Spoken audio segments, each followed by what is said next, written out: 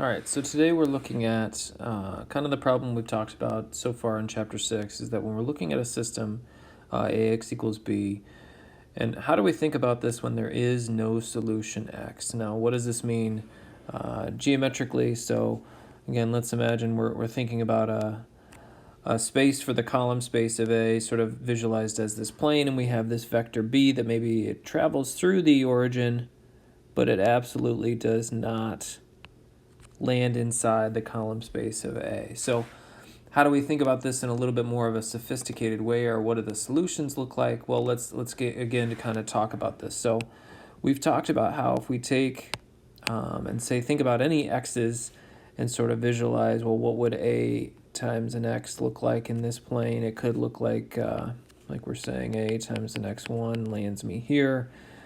We could say that A times maybe a different x and A times an x2 would land me here. And basically what we're trying to figure out is what would be the vector that would sort of minimize this distance to the plane for B. And so we've talked about how we can do this by sort of thinking about, well, let's construct a vector that's sort of perpendicular to this plane. And I'll see if I can, and we'll just call this some vector z. And we've talked about this in previous sections. Let's see if we can duplicate z and then say, let's map this onto the plane.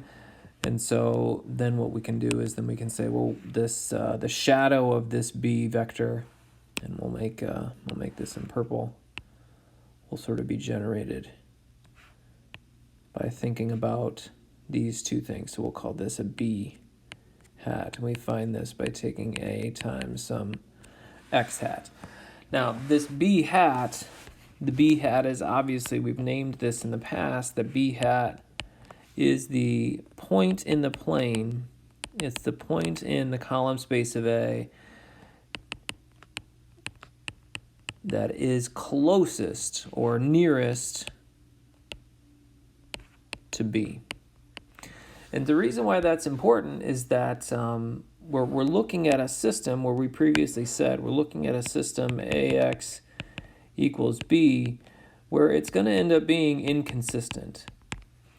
And so what we're looking at is we're trying to say, okay, well, if we know that it's going to be inconsistent, then what we're looking for is we're looking for how do we find this A, or how do we find this X hat, how do we find this particular set of weights for A that will get us to B hat. And so I guess the main thing to kind of keep in mind here is the solution that we're sort of looking at in this particular instance is in fact this X hat. So this whole process has a name, and that's exactly what we're going to be looking at today. And so today we're in section 6.5 and we're trying to address this problem. What do we do when AX equals B has no solution? Well, what we call this is going to be referred to as the least squares problem. So how do we think about this in terms of answering it? So the answer is fairly straightforward. And we say that if A is an m by n and B is in Rm, and I'm going to go ahead and write this out, we talk about a least squares solution. So least squares solution of AX equals B is an X hat in Rn such that we look at the distance between B and AX and say that the distance, that magnitude, is going to be less than or equal to the distance between B, this is not any old vector x, that's going to be less than or equal to the distance between B and any old vector x found in the column space of A. So this is pretty important, that this distance is going to be minimal, and that's part of the reason why we refer to this as the least squares solution. So what I think is sort of interesting is that we've sort of examined how to find B hat in the past, and I want to kind of consider what are we typically going to be given in these types of problems and think about that as we move forward. So let's think about what we're typically given. We're typically given, here I'll go back to the problem at hand. What we're typically given is we're typically given some matrix A, and we're typically given some matrix or some vector column vector B, and we're trying to find this vector x hat that gets us closest to generating a b hat. So how do we think this through? So what I'd like to consider is that we know that A can be expressed simply as a bunch of row vectors transposed so that they look like column vectors. And I guess the other thing that we know is that because Z is sort of constructed to be perpendicular to the column space, we know that each of these, A1 transpose dotted with Z is going to be 0, and we know that A2 transpose dotted with Z is going to be 0. And we know that this is going to be true for every single time we dot one of these column vectors from A with Z is going to be 0. So what this ends up leading me to think about is that I can sort of say, well, that's really just the same thing as saying A transpose dotted with Z is 0. And that's really kind of the punchline for generating the solution. So let's consider this a little bit more. So if we're taking A transpose and dotting it with Z, and that's equal to 0, what is Z? So let's keep in mind Z, what does this look like? Well, remember, this vector Z is simply, it's just generated based on saying that we're going to subtract AX hat from the vector B. So we're going to say, let's take B and subtract AX hat from it. And we expressed this earlier down here in the plane right here. That's this purple vector. So let's write that again now. And this is kind of an important piece. Let's write that again now down here. So I've got A transpose now dotted with B minus AX hat. And that we said was 0. So let's distribute this transpose. And to me, whoops. So I've got A transpose A X hat is 0. And so this is going to end up giving me something that's pretty important to consider. So we've got A transpose B is equal to A transpose A X hat. So what are we looking at in this set of equations? We're looking at, well, if I give you an A, we clearly can find its transpose. And if I give you a B, so a second piece of information, we absolutely can use all of this information to solve for X hat, which is typically what we're looking for. We're looking for that X hat that generates a vector that's closest to the B in question.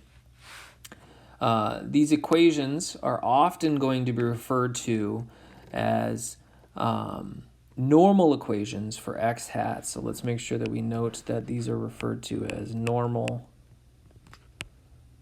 equations. And we will use these to find, of course, X hat. So let's take a look at this in a little bit more of a concrete example, and this is how it's expressed in your text. So the set of least square solutions of AX equals B coincides with the non-empty set of solutions of the normal equations A transpose AX is equal to A transpose B. So let's see if we can do this. Let's make sure that we understand what we're doing. We're looking for a vector X hat that will help get us as close as possible to B. And the reason why we're trying to get there as close as possible is that we're looking at an inconsistent system, AX equals B. All right, now let's consider two methods when we do this. The first we need to consider is that, yes, while we are trying to solve the equation that we stated earlier, the first thing we need to recognize is we need to find what A transpose A is, and we also need to find what A transpose times B is. So let's consider that then as we start to march through this. So what is A transpose A? So A transpose A in this problem would look like 2, 0, 2, 0, 1, 2. We're going to take that times 2, 0, 2, 0, 1, 2. And that, when we multiply that out, is going to give me, let's see, it's going to be a 2 and an 8. And then a 0, a 0, and a 2.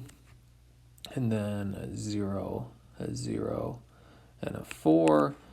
And then a 0, a 1, and a 2. So that's going to give me 3. Now, this is a 2 by 2. And we'll talk a little bit about what the fact that it is a 2 by 2 means, but let's also consider the other piece of information that we need to find, which is A transpose B. So we're looking at 2, 0, 2, 0, 1, 2, multiplied with 1, 2, 3. And that's going to give me, what is that going to give me? A 2 plus a 0 plus a 6, so an 8, and then a 0, and then a 2, and then a 6, so then an 8.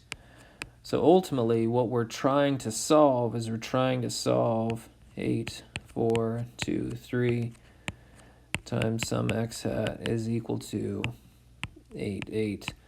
And obviously, how we solve this can be done in two very distinct ways. So the first way, let's just consider, is we could rewrite this as an augmented matrix. 4, 3, 8. And then row reduce this in our machine. And I think 1, 0, 1 half, and 0, 1, 2. So these are the weights that we're looking for. So our x hat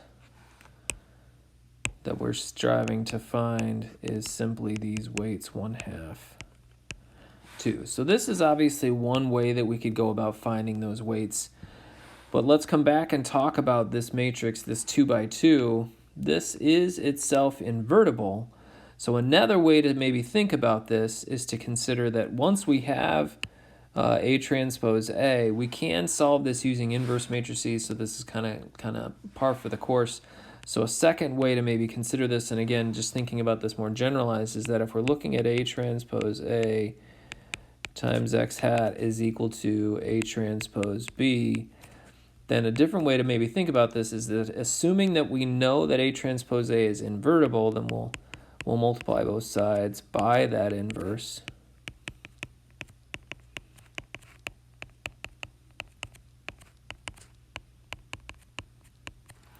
And thus we know that x hat is going to be equivalent to A transpose A inverse times A transpose times B. So this is a second way to maybe think about how to find x hat, but obviously it's assuming that A transpose A is invertible. So a second technique, something to maybe consider.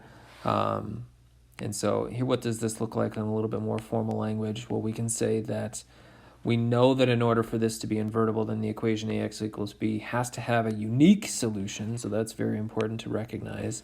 You're not going to be able to find general solutions with an inverse being created. The columns of A obviously would have to be independent, and thus all three of these things are logically equivalent, and that would be the same as making sure that there is, in fact, an inverse. Okay. So let's make sure that we understand that when we're doing this, this is sort of a second technique, but it sort of does beg the question, well, are they always going to be invertible? And I think that we obviously know that that's not likely going to be the case. So let's consider a different example now. So let's find a least square solutions for this particular problem where we're talking about A being this let's see, 1, 2, 3, 4, 5, 6 by 4. And we're looking at AX equals B, set this up. So let's think about what A transpose A would look like. That is going to end up yielding this 4 by 4. I'm going to take a copy of that and put it down here. And then, so we're going to have this times our x hat is equal to, and we found A transpose B here as a -4, 4, negative 4, 2, 6. Oh my goodness sakes. So how do we go about solving this? Well, if you go ahead and test to see, is this thing invertible? It's not. The determinant of this thing is in fact 0, so the only way that we really have to solve this is by row reducing this. So again, as we find, most of the material that we solve in this class is using reduced row echelon form.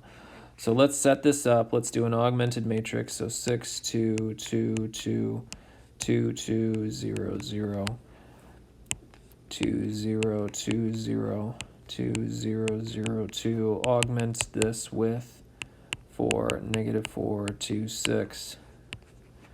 Row reduce this thing. And what are we looking at here? Once we row reduce this thing, let's see. Let me put this into my calculator. And I get, let's see if I can find it here.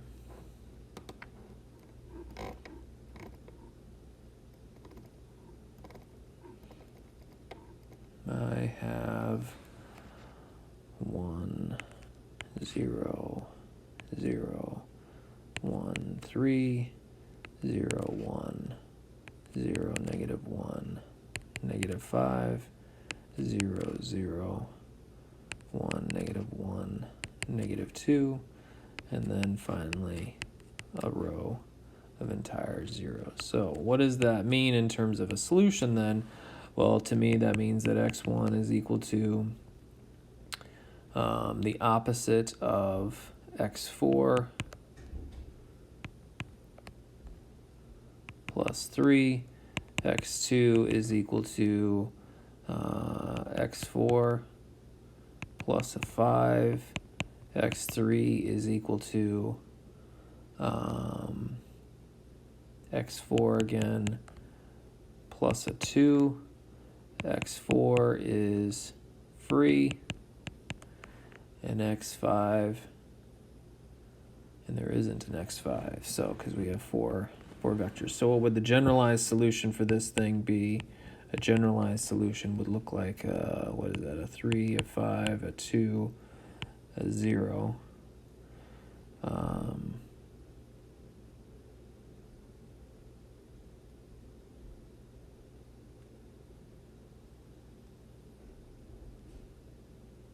Oh, sorry, I think I screwed up these signs. Because if I'm subtracting that, then this is going to be a negative 3. So that means this one's going to be a positive 3, this one's going to be a negative 5, and this one's going to be a minus 2. So negative, negative, plus some scaled version of negative 1, 1, 1, 1. So a generalized solution. Now, if you're interested in this is sort of a technique that sort of analyzes all these ones and zeros, are sort of analyzing. This is often referred to as a design matrix that a lot of times people will use to try and help to understand or better understand how an experiment can determine whether one variable that contributes to a solution or not. So oftentimes this is referred to as an analysis of variance. So I think that's going to be it for today. Oh, wait, we do have one last thing to consider. Let's make sure we talk about how to find the size of the error. So the size of the error is simply going to say we're going to find the magnitude of b and subtracting a x hat from that. So consider what we're looking at from that very first example. If we know b and we know a, so our a is found by this 2, 0, 2, and 0, 1, 2. I think we found our x hat. Recall that our x hat, I think we said, was 1/2, 2. And so if we multiply this out, what are we looking at? So I've got a 1 plus a nothing. I've got a 0 plus a 2. And then I've got a 1 plus a 4, so a 5. So then we're looking at 1, 2, 3, minus 1, 2, 5. And then we're finding the magnitude of this. So what we're looking at is a 0, 0, and a negative 2. So we're going to be squaring that, but then taking the square root. So that would be the distance or the error involved. So I hope this helps to kind of walk through a little bit about least squares. Obviously, keep in mind this is helping us to find an x-hat that's closest to generating a solution, a potential solution, even though we were talking about inconsistent systems. As always, if you have questions, please ask.